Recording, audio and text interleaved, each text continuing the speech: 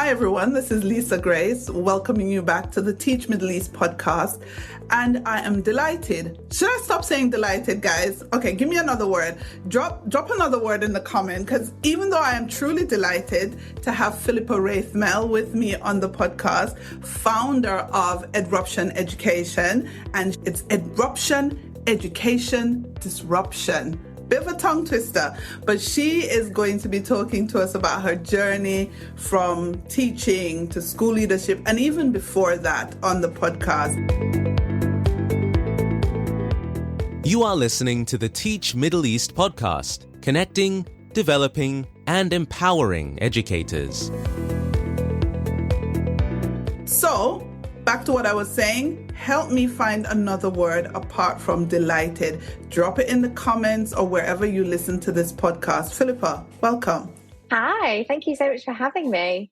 It's my pleasure, actually. Ooh, that's another word I need to find a synonym for. My pleasure. It's my pleasure, because it is my pleasure. This should be your thing. The words, this should be you. You know what? I only have people on the podcast who I'm delighted to have and with whom it's a pleasure to speak. So let's just lay that out there as a fact.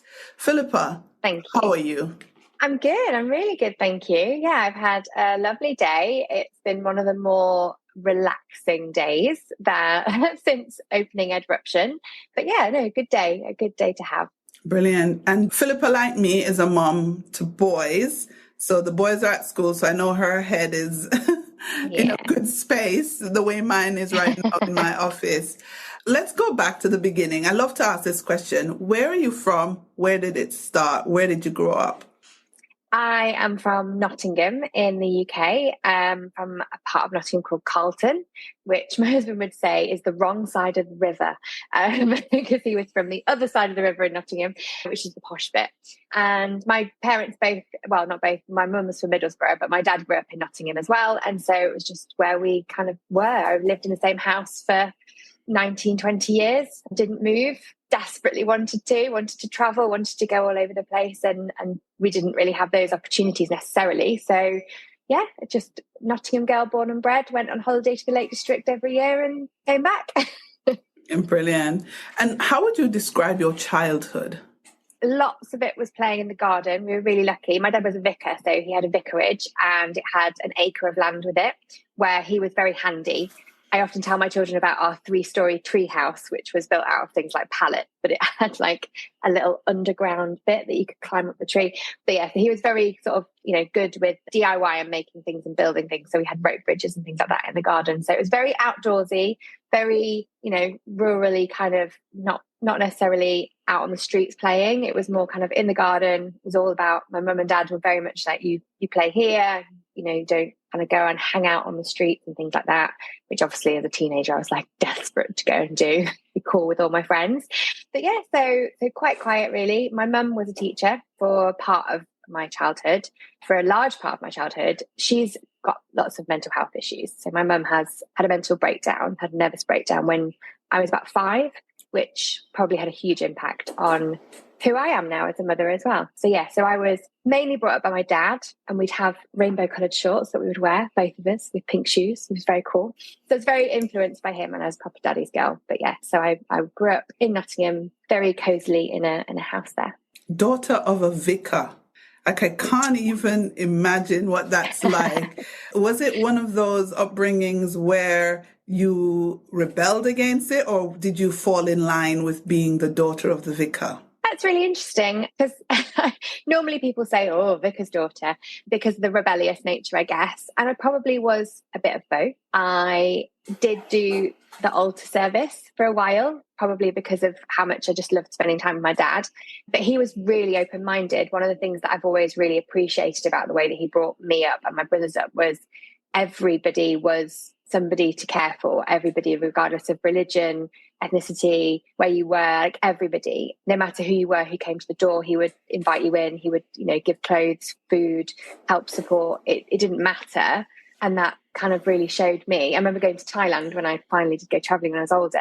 And I came back and I was like, oh my God, I want to be Buddhist. And he was like, oh my goodness, it's my second favorite religion. And when you're kind of there as a child, you're like, no, you're meant to be like really annoyed with me. And he was so excited about this idea that I'd seen other cultures and other things. And he was just so ready to embrace everything. And so I was very much brought up in a place where as long as you were happy, it didn't matter. And that was the most important thing. So as long as you were happy and kind, then you were good. And so that was really nice. And then I think obviously as a teenager, yes, definitely very rebellious. Definitely lots of things that I definitely don't want my children to do, but I'm sure they will. But yeah, probably not so much because of the upbringing of my like the religion side of it, more for other reasons. Oh, okay, brilliant. So then you grew up in Nottingham. When did you leave? And what made you leave? What made me leave? Lots of things. I just always wanted to travel. My biggest thing in the whole world was I wanted to fill my passport with stamps. Like I just didn't understand why anybody would want to live in the same place for the whole of their lives. It just made no sense to me at all. And, I've got two older brothers who one lives literally a mile away from where we used to live. The other one lives in the same city, and they just had no interest in going anywhere or doing anything. It just really baffled me. There was so much to see in the world. So almost as soon as I possibly could, I went to Sheffield Hallam for a year, realised it wasn't quite the right university for me. Then I went off and did lots of internships in London because at the time I was doing fashion marketing. And then I actually came back to Nottingham to finish my degree, but didn't live at home. I lived in the city. And then really found myself actually more, not stuck there, but just for reasons, lots of different reasons. I did go travelling, but I just ended up kind of finding a school that I loved, that I worked at there. So I did fashion marketing. Used to commute to Birmingham every day, working for Claire's Accessories as an international buyer, and then became a teacher and was working at a school not far from where I used to live with children that were in a very different upbringing to what I had had. And that just seemed for me like really purposeful. And then not long after that, I had my first son. So it kind of think in some ways tied me there, but in other ways also then made me kind of go, what's next and what's possible, and how can I experience the world in a way that's sort of safe and structured whilst I've got a child. Yeah. So from fashion to education, why and how? So I guess part of it was probably the commute. Wasn't happy about that. But also when I first started to do buying, there was the recession. It was in 2007, 2008. And all of a sudden, all of the trips that were part of why this job was going to be so exciting, it just disappeared. And that wasn't something people were doing anymore. And so all the opportunities for my level and for the levels just above. So I would have had to have several promotions before I would have even been considered to go on a trip out to the Far East or to wherever. And I kind of thought, I just don't want to be stuck in an office. But I love fashion. I'm just so passionate about it, and love creating things and drawing and designing. And so I was talking to somebody and they were like, you can teach fashion. And I was like, what?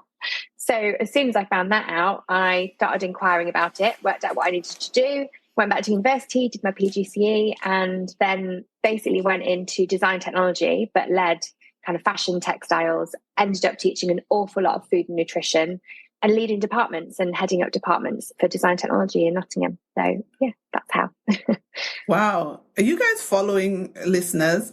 We're talking to someone who's done fashion, design technology, food tech, and now ed tech. How did you make the transition from, because there's a lot of transitions going on here, Philippa.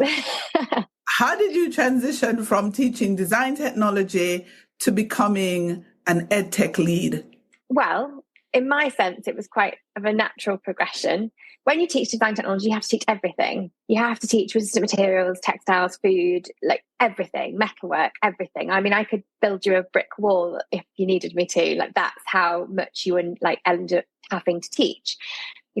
Construction was something that I oversaw. So understanding it was just what you had to do. I've got an engineering diploma because of the fact that I taught BTEC up to A-level for engineering. All of those things are things that you just had to learn because it's so multidisciplinary. And when I moved over here, I think I expected there to be, in the same way that there is in the UK, a real big emphasis on, or not, it's not as big in the UK anymore, but a real big emphasis on design technology and about physical skills, and that these kind of hands-on technology skills that are based around construction, design, engineering, all those things would be really, really big here as well. And actually it wasn't. There's only a few schools that have even got design technology departments in them. No children that go to them are incredibly lucky because it's a fantastic subject. Anyway, and when I came to Repton, Abu Dhabi, I was going to be a class teacher. And the reason that I was happy to do that was because, again, one of the things that when we came out here, realised really quickly that to be able to sustain a life out here, I had to be a teacher who worked in a school that my children could go to. And I couldn't work for a school that I just loved passionately because the children needed me there. It was different, and I needed to think about my own children as well. So I started working there, and it was, well, we haven't got a secondary school yet. We are thinking about it. We're planning it. We're opening it. We do want design technology, but we haven't got it yet. Will you be a class teacher? So I sort of set my head into, okay, 1, primary school, scary, but 2, having to know everything in the world, not even just like, transitioning from design technology to ed tech, actually just transitioning to being a geography teacher, a history teacher, a maths teacher, an English teacher, every single thing in the world, right? I mean, primary school teachers are incredible to have all that knowledge and wealth of knowledge. It's amazing. And then to change year groups every so often as well is just, So I ended up being called in by the principal at the time and said, we need someone to do computer science. Do you fancy doing it? We've decided it's going to be a standalone subject and it's going to be teaching all the children. So you'd be like a specialist subject again. It's really closely related to STEAM, which is something that I'd done before and I'd held conferences in the UK for. And so that sort of didn't seem so scary. And then they kind of added on the fact that I'd also be rolling out all the devices for the Apple Distinguished Schools program, training all the teachers and doing all the other things. And then it slowly became more and more, but almost in a very scaffolded, manageable way for me, who'd already had to constantly be shifting direction from different subject to different subject. I mean, you could go through a day and you teach 6 back-to-back subjects. They could all be totally different. So going to then teaching computing, computer science, coding curriculums, etc., it wasn't a million miles away from doing electronics or anything else in secondary school. So for me, that was that huge part of it, but it was also understanding and being empowered by what technology can do for children.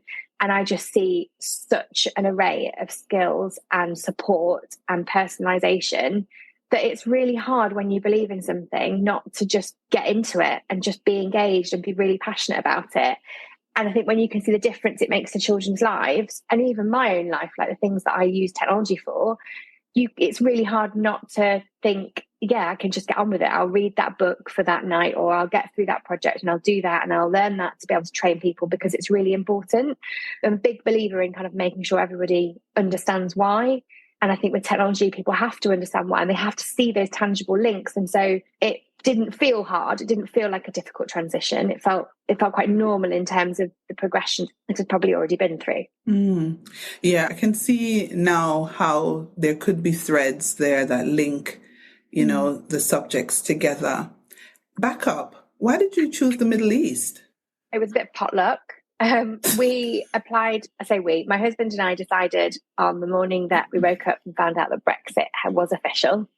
I applied for 50 jobs just all over the world and just kind of went, where shall we go? Middle East was somewhere that we'd always looked at before because it had opportunities for him to work as well. He hasn't got a degree, but he has his own business. And so we needed somewhere obviously that would be suitable for both of us, suitable to bring up the children. We had 2 children at that point, and it was quite nice to be able to be in a place that we could still travel. We could see lots of places. It was safe, just lots of reasons, but also ultimately there was a job and it was exciting.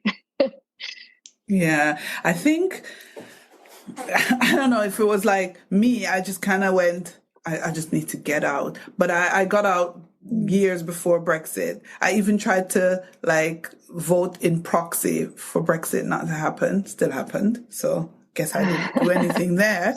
Was not successful. No. Talk to me about the movement between going from, helping Repton Abu Dhabi to become an Apple Distinguished School to then really fully diving into the digital learning space. What was that journey like? I don't know. Again, it felt like quite a whirlwind, really, at Repton. I felt like I picked up so many skills and so many different leadership elements and entities because, like I say, I went from being a class teacher to then delivering CPD, which until I got to Repton, I'd never done whole school CPD ever.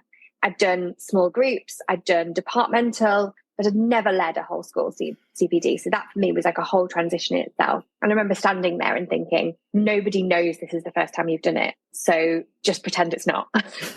Just do it and it'll be fine. And worst case scenario, you look what you did and you do it again better next time. And that was kind of how I did everything. And then I found that as I was doing it, I was like, there were things that weren't in place. So we were trying to build out these morals and these like different elements to the digital strategy, and there weren't elements in place that needed to be there. So for instance, safeguarding or links back to behaviour policies if a child did something wrong. All of those kind of fundamental things that lots of schools do now as just part and parcel of a digital strategy were not there. And it was really important for me to make sure they were, so that everybody was involved and everybody took ownership of the strategy. So then when I had an opportunity to move to another school to kind of take them from not being any technical device, really, they had secondary schools, Cranley and Abu Dhabi. Secondary school were BYOD, but it wasn't necessarily specific. They could kind of bring whatever they wanted, really. Majority brought Apple devices, so that was quite easy to transition to streamline them. But the primary school just had a couple of trolleys of devices. So the big challenge was going, okay, how do we get them to be a one-to-one device school in a really meaningful way where everyone's bought into it, it's developed into the curriculum, and it actually is useful and is extending students' ability to learn and integrate. Probably quite helpfully with COVID in terms of digital skills, it really boosted it along. And I think it pushed that generally probably a year or so ahead of where it could have been, because it could have taken quite a long time. I mean, change is never easy. The school was quite new in terms of setup anyway. So then to be changing a huge element like that already was quite a difficult thing to be doing. But that again let me kind of solidify a lot of the things that I'd learned, but also see them in a different perspective, see them from different people's views, see them from not as a startup. Like I started Repton at the Fry campus and we were the first people there. We were the founding team for that campus. And it's a lot easier to set things in motion in that instance than it is to go into a school and be like, hey, I'm going to change everything, but it's fine. Because no one likes that. And so you learn a lot of skills and you do a lot of things that way. And so basically it kind of solidified a lot of the foundations that I'd learned already. And that's where I then wrote the book, because for me, it was during COVID when I was going through that. I'd done it before, I'd experienced it, and people were asking me questions about it. I just felt like I didn't have the capacity to keep answering the same questions. And so that was when it was kind of built into the idea that, well, if I do this, then at least people can have like almost like a handbook that they can take away, and they can kind of see those different areas of a strategy and then implement their own and see what that looks like for them. Because again, no school strategy for digital learning should be the same, because every school is so different. And so I kind of got to that point really. And that's where then from there, it evolved into me going and working for the government and going and working as a subject matter expert and going and working for different companies for EdTech, and just sort of started to broaden things. And lots of times when you kind of go, people are going to turn around to me and go, you haven't got to what you're talking about at some point. And because you have that kind of imposter syndrome.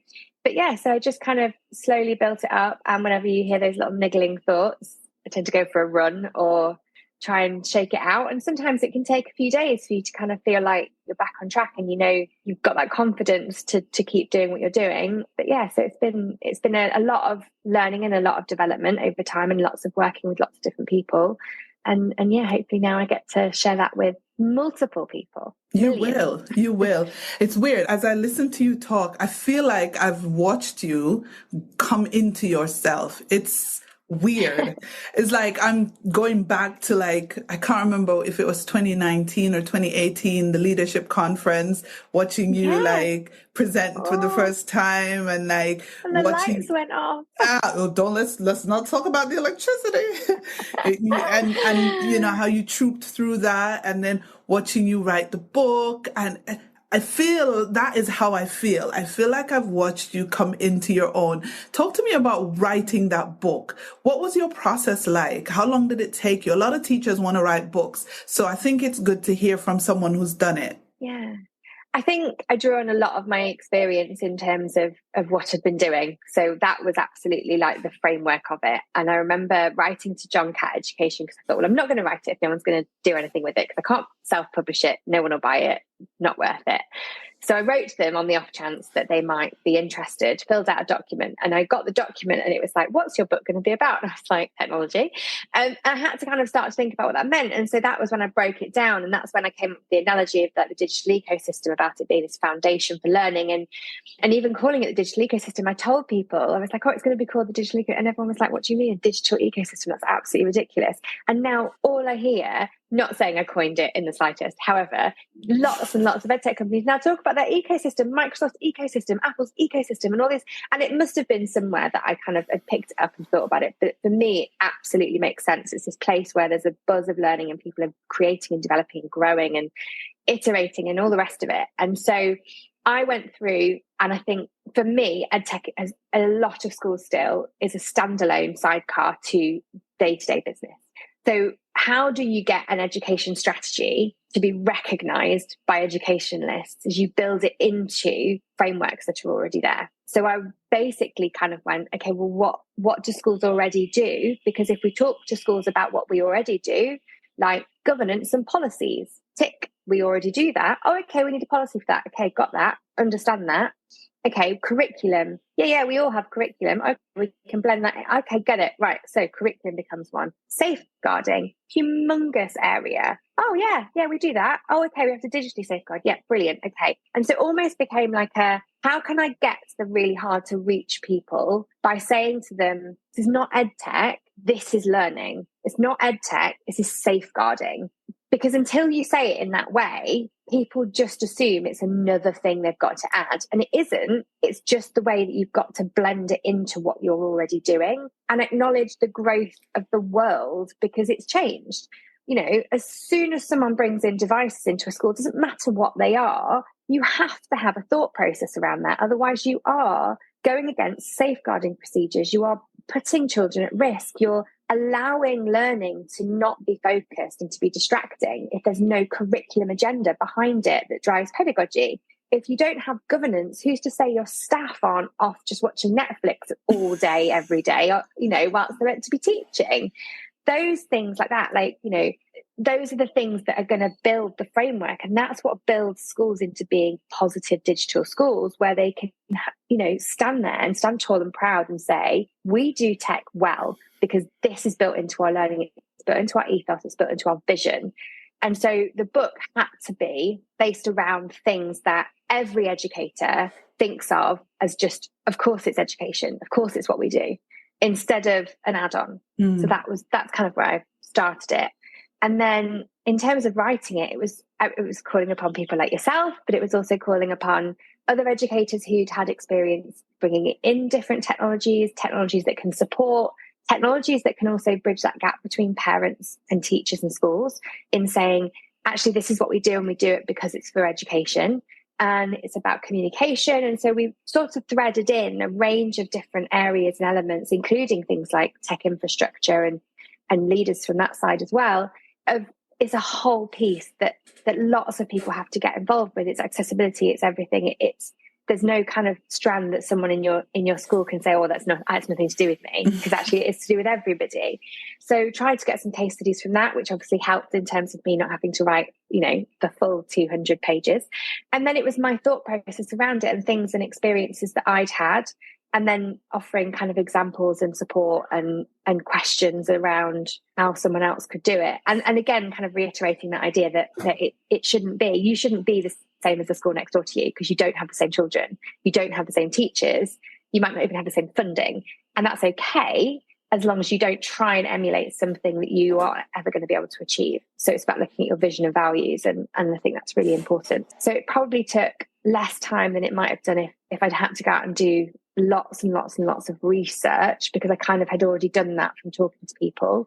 But I did sit and talk to people all over the world who were governors in schools, who were leaders, who were heads of multi-academy trust associations, both for independent and public sector, across the board, because I wanted to have that real balance and showing those different elements and sides of it as well. But a lot of it was from my experience with working in schools.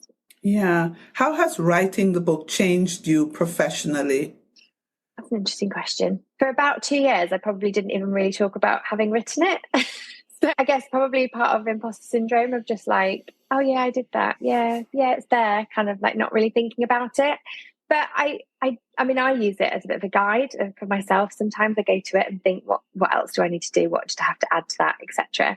I don't know. Professionally, I think in some ways, I guess it probably has made people ask me for questions or support or advice and guidance because I've written a book. Perhaps they wouldn't have before. I'm not sure whether they've read the book, whether that made any difference, but it definitely has kind of, I guess, elevated where I am. But I don't think that's necessarily why I wrote it. I wrote it because I also, as a dyslexic child, I struggled massively at school, hugely. And there were very low expectations of where I would be.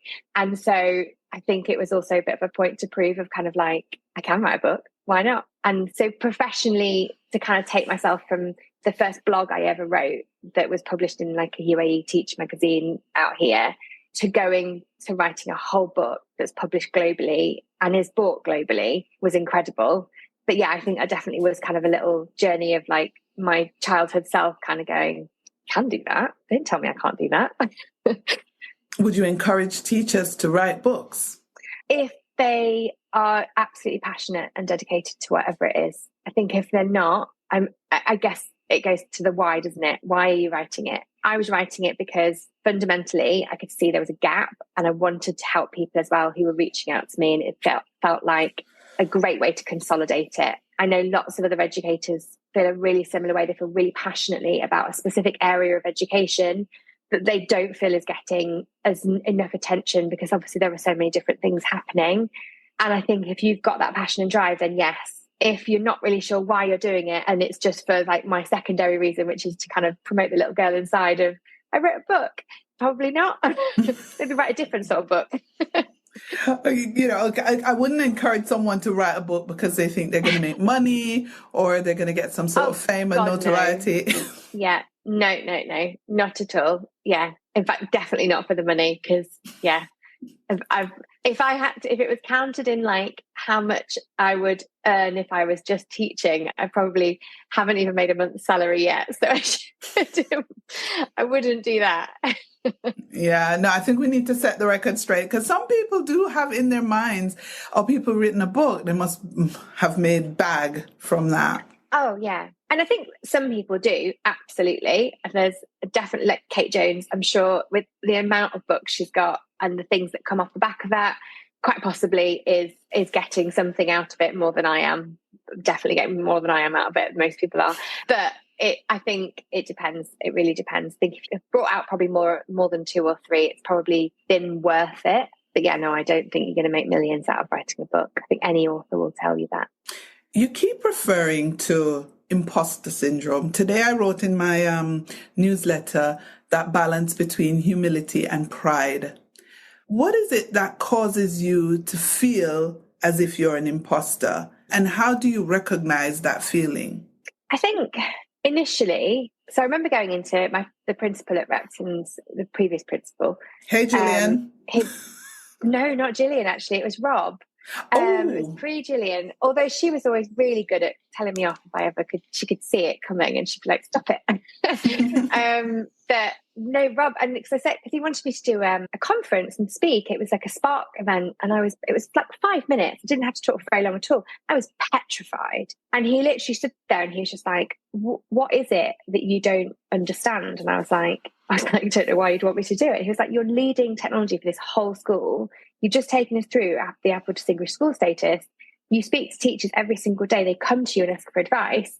And you don't think you can stand up there for 5 minutes and talk to people about what you do. And I was like, well, no. And he was like, he was the first person to ever say to me, you have imposter syndrome. And I just remember thinking, I don't really know what that is. And literally he sat there and he explained it to me. And he was basically like, you look up to so many people around you that you don't ever think that you can be the person that people look up to. And that's, I guess, a good thing. I think I meet so many people and they're incredible, like wonderful, beautiful, inspiring people. And you kind of think, God, like no one is ever going to look at me and think anything like that. Why would they? Because it's you're just the person that you are. And I don't know, maybe some people do kind of walk around with this really big head and think, oh yeah, people are going to want to come and listen to me. I'm great. I don't. Like I had a coffee morning the other day and I was so scared that nobody would come. Even though I knew two of the people who were coming from the school.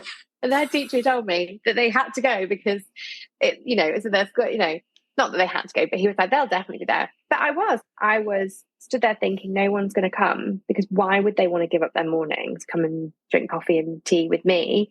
And so you constantly kind of think that you're not one of those people that's able to do that and impart that knowledge and that information. But I think, like I said before about the CPD, standing there and going, what's the worst that could happen? And I think that's what I always tell myself is does it matter? Who cares? Like, so you'll get back up, you'll dust yourself off and you'll go again. And that for me is the biggest part of it. And I think I do question myself a lot. I'm very aware. Shout out to Dr. Helen Wright, who's amazing. Who is my coach for a long time and is just incredible. Like a massive amount of it is to do with the way that my education and my experience at school happened, but also being the third of three children and you know what happens to the third child, they just get on with it, right? And so never quite having that champion and never having people to necessarily acknowledge when you are doing things really well. And I didn't find out I was dyslexic until I was at university. So I constantly was told, read what's on the page, not what you think is there. Stop, like that's not what it says. You can't read that properly. Standing up and doing my times tables and being screamed at across the room because I couldn't recite my times tables to sit back down again. And then just having this horrible fear of going to school. So I think another reason that I went into education so quickly was because for me, it was an opportunity to change that narrative for people. But when you've constantly had that, you question it, you question who you are and you question why anyone would want to stand there and listen to you. I get that. It's hard to listen to someone that I think is bloody brilliant say something like what you just said, because I've just, like I said earlier in the podcast, I've watched you come into your own. And there are a lot of women, you're not alone, who are, they're hesitant to step up and to put themselves forward. And it's sad because they're so talented. Every single time I do a conference or a seminar, workshop or webinar, anything, I have to spend, I don't know, sometimes an hour on a Zoom with somebody because I might have invited them because I see that, oh my God, this person is like really good. And they're like, me? And I'm like, yes, you. Yeah. And then I have to be like on the Zoom for like an hour going, you can do it. Yeah. See that person over there? They did it. They were afraid. This other person, that other person. Because I'm like, listen, and I use myself an example. I'm like, if I can stand in front of governments and leaders and heads of schools and all sorts of people I never thought I'd be talking to with my half Jamaican, half London mashup accent, I'm sure you can do it. Like it is not beyond you, because I had to get over that myself. I had to get over everything. I had to get over my background, my ethnicity, my gender, everything to say, you know what, Lisa, why not? Like, why would you be the one to do it? Like, why not? Not in a prideful way, but in a way to say, but why not? Because you're right, because it's empowering others as well. And I think to go back to something you mentioned right at the beginning, we're both mums of boys. Like for me, having a mum who is getting up every day, exercising, playing, spending time with them, getting them to school, talking to them about the right things, but also having a career where I want them to be proud of me, but I want them to see that this is what women do. They can do anything. Like I was always told that by my dad, like you can do anything. And that's what drives me. I remember writing an article actually about it. You said you were going to make me cry. I wrote an article. Do you want to grab some tissue? I can pause for you. No, it's fine. Yeah, I remember writing an article about my driving course. And they every time I think, oh, I can't be bothered, or God, do I really have to do this again? Or this hasn't worked. What am I going to do? I just look at them and think, you've just got to carry on. You're going to make me cry. You do though. Like for me, having a mum who, and I could have been not saying that I have to be in the workforce at all, but I had to be a mum who was present. I had to be a mum who was there. I had to be strong and I had to be able to support them no matter what. And I have to have conversations with my 13-year-old now that hurt inside, because you have to have those horrible, difficult conversations. Unfortunately, I hear a lot of people talk about their kids as being like their best friends. I love my children, but I'm their mum, and I have to have difficult conversations with them, and I have to step up. And all the things that I do in my work and everything else all rotate around the idea that I'm stepping up because I'm their mum. Like, ultimately, nothing else matters to me. And that's what gets me through imposter syndrome. That and the incredible people like yourself, like Helen, like people around me. I've got an amazing husband who's constantly championing me and asking me why I question myself and trying to get to the root of it. But ultimately, they're my driving force, because that's so important to me. But it took somebody 6 years ago, more than that, 8 years ago now, saying to me, you've got imposter syndrome, for me to even begin to recognize it. And I think that's really important, is people have to be aware and not use it as a crutch. Oh, I've got imposter syndrome, so I can't do that. It's very much like, it's not, I've got to get out of this mindset. I've got to move forwards. I've got to push past that barrier, because it's the difficult things that make us stronger. It's the difficult times in our lives that get us to the next bit and through the next hard time and through, because life isn't always a bed of roses, and we just have to keep going. But yeah, ultimately they are the people that get me through it. Yeah, for sure. And, like this weekend, I took my boys away, and we went away because my husband wasn't in the country. Well, he still isn't. Maybe by the time this podcast comes out in June, he should be back. He should be back because he's gone for work. And I was, I had normally when I have weeks like I had last week, I would sit with him and he would, try to cheer me up or take me out and stuff, but he wasn't here. So obviously I took the boys out instead. And I just marveled at how mature they are and how much they understood. It's weird because I started to tell them things in baby type things, and now they're 12 this year, but they're like, Mom, seriously, we saw, we know what's going on.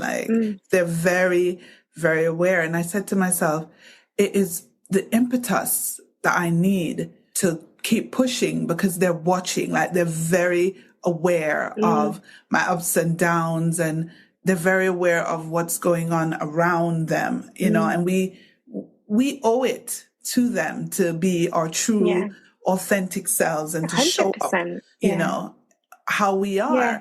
Let's move on to more happy topics. Because now that we've had our mommy cry, let's talk about it. So hopefully it will be a happier topic. I think it is. You took the leap, right? The leap that I think a lot of educators who have been in the profession for a while, they want to take that leap. They want to go independent. They want to do something else. Some may want to remain in education. Others may want to go completely left and do something different. What made you think this was the time to take your shot? I guess in some ways it goes back to my children. My son's going to boarding school in the UK in September, and it was never on our roadmap. And we sort of started talking about it about 18 months ago, and I'm absolutely heartbroken about the fact that he, wants to go, but I know it's the right thing for him.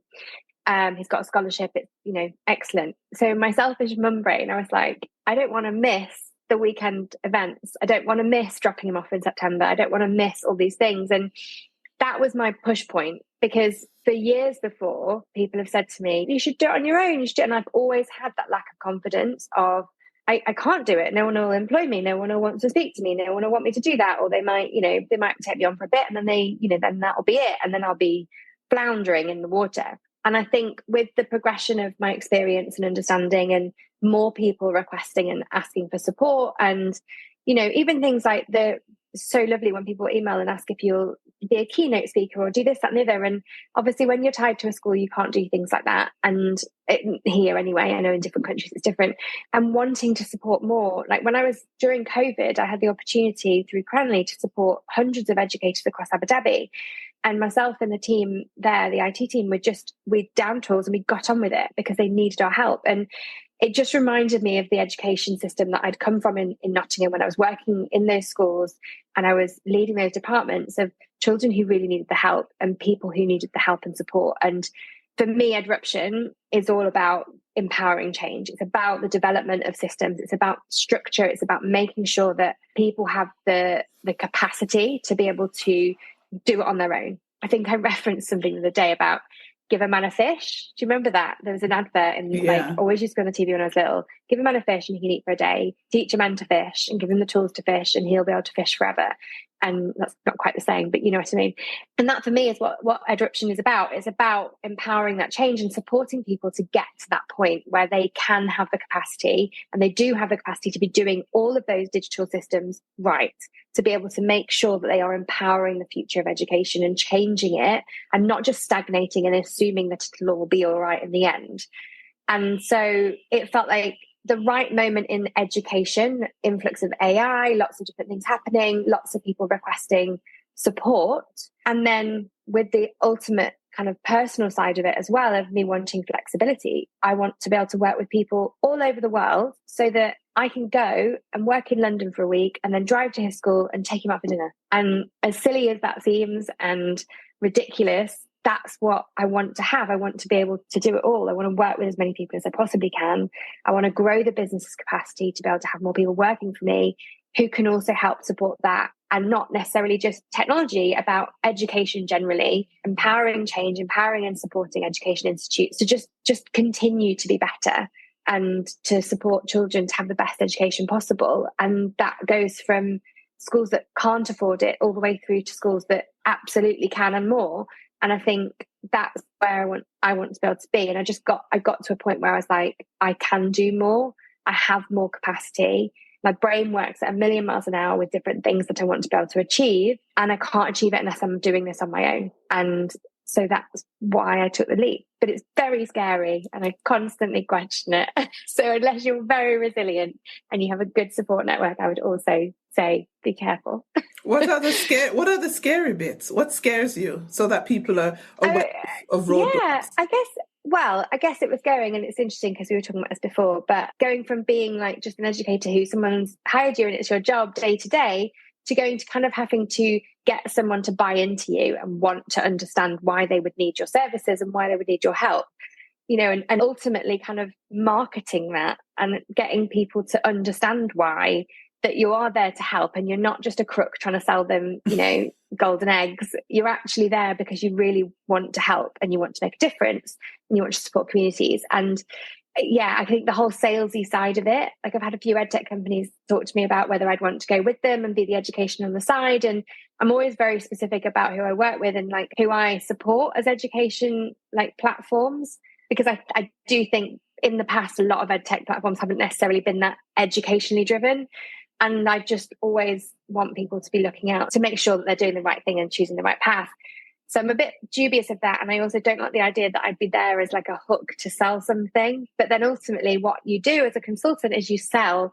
And what you were saying is that, you know, in education, you sell yourself every day to the children to kind of get them to buy into the knowledge that they're trying to give them. And that's a really nice way of thinking about it. But I think that's the scary bit for me is having to push somebody to understand, like, and actually kind of driving that. And then ultimately, I guess, what happens if they turn around and say no, and then you've got no work? That's quite scary. No, they say no, but then you say, some will, some won't. So what? Exactly. Who's next? Absolutely. So I'm putting you on the spot before we wrap up the podcast. Okay. What do you offer at Edruption? Many schools listen to the Teach Middle East podcast. What are your services? See if you can do a little bit of marketing, Philippa. Oh, there you go. Well, the most popular thing at the moment is my parent workshops. So I'm actually currently having them registered by Ofqual so that they will be UK accredited, which is incredible. But Digital Bridge workshops, which is about understanding how we can support as a triangle of parent, teacher and child, understanding how to grow digital natives. So that's a big workshop that I do for schools. I also do vision leadership workshops to look at values and vision driving technology that's going into your schools. So that's either pre or post implementation of devices, whatever that may be. I do a big project, which is going to be a 12-month project, which I'm actually looking for schools, especially in Abu Dhabi, because there may be changes coming into Abu Dhabi in the next few months that I'm sure lots of principals will be aware of already. But it's basically, I'm calling it the digital cluster, which is the idea that every month you basically sign up to 12 months. And by the end of it, you will have everything you need to have a strong and strategic digital strategy that will help you to align your technology and your values within your school and what you need to do for the next 5 years to be able to help support and build capacity. So that's a big thing. And that's all about digital governance, safeguarding, curriculum, like the whole shebang, training for teachers. Just became a Microsoft partner, which is very exciting. So we are now an official global training partner, which means that if you're a Microsoft school, we can help do all the integration and implementation there. Yeah, I mean, lots and lots of things. I do digital mentoring for new leadership. I go in and do some gap analysis. I do a digital deep dive audit. And there's an option of just a really short one, which is a week, or I could do one that takes a whole month, where we look at everything and we interview all your stakeholders and we do a big analysis and see how prepared you are for academic excellence and rigor with using digital learning and technology. Superb. Yeah, quite a bit. That wasn't so hard, was it? If anyone wants to get in touch with Philippa, I will drop her link and her website in the show notes. So feel free to reach out. But it wasn't so bad, was it, Philippa? Not at all. Thank you so much for having me. You are most welcome. Thank you for being my guest on the Teach Middle East podcast. Thank you for listening to the Teach Middle East podcast. Visit our website, teachmiddleeast.com, and follow us on social media. The links are in the show notes.